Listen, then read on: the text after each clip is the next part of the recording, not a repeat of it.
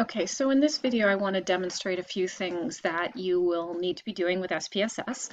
Um, because it takes a long time for SPSS to load, I didn't want to start from showing you how to open up Virtual Workspace, but I'll remind you about that in class. So right now I'm going to send you this data set so that you can, if you want to try all this stuff out yourself, either through Virtual Workspace or through the download that I have listed on the announcements page. Okay, so this is a data file, and I had mentioned this a little bit to you guys. This is the data view, so these are the actual observations that are entered. This data file is a birth weight data set, so this is the unique identification number for each of the participants. This is the head circumference of the babies that are included in the data set. This is their length. This is their birth weight, weeks of gestation. This is a variable of whether the mother was a smoker, mother's age at birth, number of cigarettes she smoked, mother's height. Father's height is somewhere in here too. So father's age, father's education in years, number of cigarettes, and here's height. So first thing that we need to do is to specify a few things so that when we analyze the data, it is clear what we're looking at. So I sort of mentioned to you that you can switch over to the variable view, right? So this is the data view. Click on the variable view tab at the bottom, and there's a couple things that you can do. So I mentioned that head circumference is a continuous variable. It's pretty obvious from its name what it is, so I'm not going to add a label to that. Length is a continuous variable, also obvious, and birth weight, years and weeks of gestation. So the one that we need to worry about is whether the mother is a smoker or not. And this is a categorical variable, so what we want to do is we want to actually indicate to SPSS what a value of 1 or a value of 0 actually means, right? Because 1 doesn't have a numeric value, it represents a category. So 1 in this case means that mom is a smoker, so I'm going to type 1 into the value and label smoker into the label, and I'm going to hit add. And then non-smoking moms are coded 0, so I'm going to type 0 in value, non-smoker in the label box and hit add, and I'm going to hit OK. And I think those are going to be the only variables that we're going to be playing with, so I'm not going to worry about that. But I could do the same thing with whether the child is low birth weight or not, right? So I can demonstrate it again, where, let's see, 0 is normal weight, and 1 is low birth weight. Okay.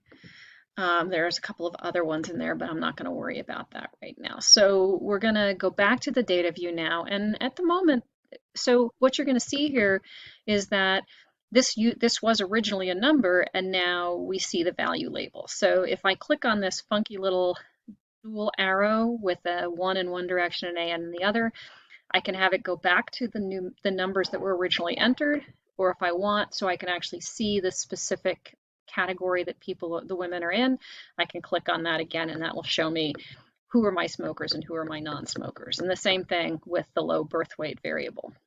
Okay. All right, so that's sort of an important piece because it will help you when you run your analyses to know which group are you actually looking at. So what I'm going to do now is I want to refer you to your SPSS from A to Z brief step-by-step manual, and I would like for you to go to page 6. And in that is a step-by-step guide for getting descriptive statistics. Now, we've talked about that before, right? So descriptive statistics are things like the mean, the median, the mode, the standard deviation, and the standard error of the mean. So when we run studies and when we report our data, we like to be able to report what we call descriptive statistics for our participants. So in order to do this, you'll look on page 6, and if you follow along, you'll see that these instructions are right there, although they're using a different data set. So you're going to go up here into the menu bar, Analyze, and you're going to scroll down to and highlight the descriptive statistics bar, and you'll see that to the right pops up another little menu. Oops. And then you're going to scroll down to descriptives. I actually prefer to do frequencies, but your book does descriptives, so we're going to do that. So you have, let's look at a couple of things. Let's look at descriptive statistics for head circumference. Let's look at it for birth weight. Let's look at it for mother smoker status, and how about, I don't know. I think that's good. This just illustrates a couple of points. You can look at options, and that will tell you what statistics you can ask for. So you notice that it's asking for the mean. We're asking for the standard deviation. We could also get the variance and the range of scores, meaning range will tell you what's the lowest and the highest score, but so will minimum and maximum, so it's not necessary. Actually, range will tell you the distance between the highest and lowest score, and minimum maximum will tell you what the actual highest and lowest scores are. And we're very familiar with the standard error of the mean, so I'll click on that, and I'm going to hit continue. Okay, and so what's going to happen is I'm going to hit OK. And what's going to happen, sorry that's off the screen there, is an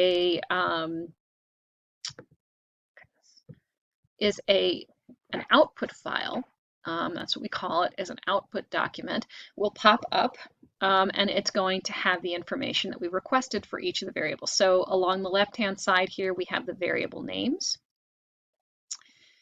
And then we have N statistic is how many participants are included in the calculated statistics. Minimum statistic is what's the minimum value. So 12 inches was the smallest head circumference, and this is the maximum. So 15 inches was the maximum. Birth weight, minimum was 4.2 pounds, maximum was 10 pounds. And then smoker, non-smoker, which obviously the minimum and maximum statistic is irrelevant because this is a categorical variable. All right. And then we get mean, standard error, and the standard deviation, right? So this is the actual calculated mean, this is the standard error of the mean, and this is the standard deviation. So a couple things to point out here, right? We have a mean of 13.26 with a standard error of the mean of 0.118 and a standard deviation of 0.767. So if you actually applied the formula standard deviation divided by the square root of n, you would get the standard error of the mean. And we have a mean birth weight of 7.3 pounds, standard error of the mean of 0.21, and a standard deviation of 1.3. Now, because this is a categorical variable, these values here really don't mean anything. And so one thing that I wanted to look at, and you can't see using this particular method, but is a method that I'm going to show you anyway. And this isn't in your book, but this is my preferred approach to getting descriptive statistics, is again to go to Analyze, scroll down to Descriptive Statistics, and instead go into Frequencies. And a little window is going to pop up, and again you're going to select the variables that you want to include in your statistics. And so I can still, if I want to, I can request the mean, but I can also request the median and the mode. I can request the standard deviation. I can request the standard error of the mean. So I'll do that just so you can see what it looks like. I can also get the variance and the range, the minimum and the maximum. I don't really need all that stuff, but I can do that, and I'm going to hit continue, but this allows me to do a couple of other things. So I can ask for bar charts, pie charts, or histograms.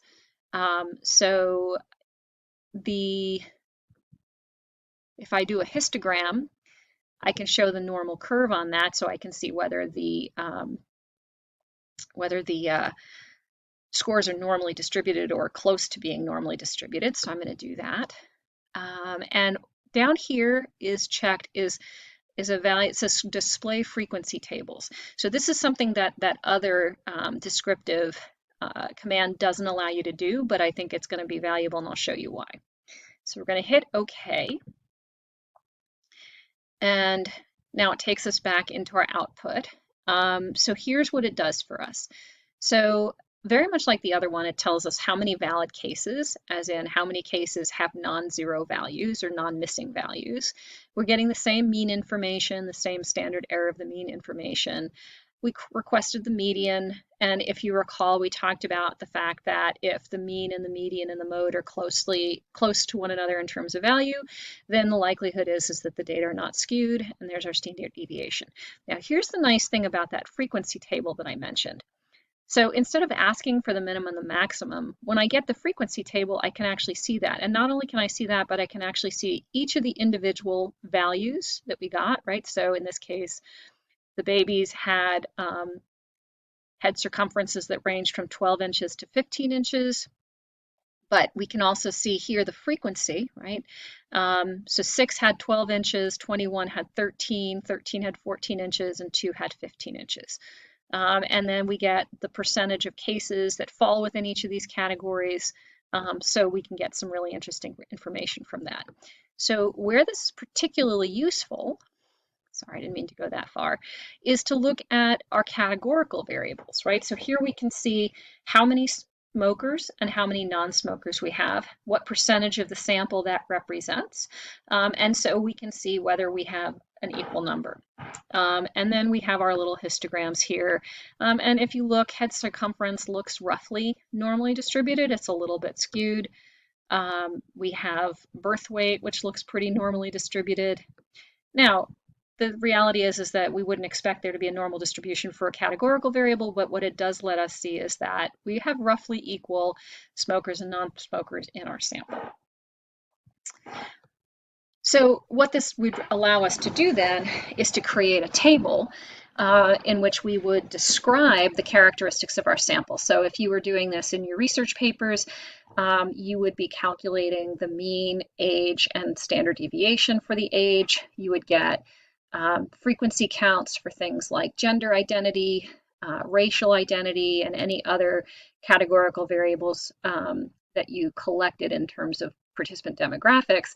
And that allows us to describe our sample. And if you recall from our sampling discussion, what that basically does is it lets people know to whom do these particular results actually apply. All right, so I'm going to end this here because we're kind of getting close on that 15-minute time limit. And then I will do another topic that will show you how to do some other things with the data.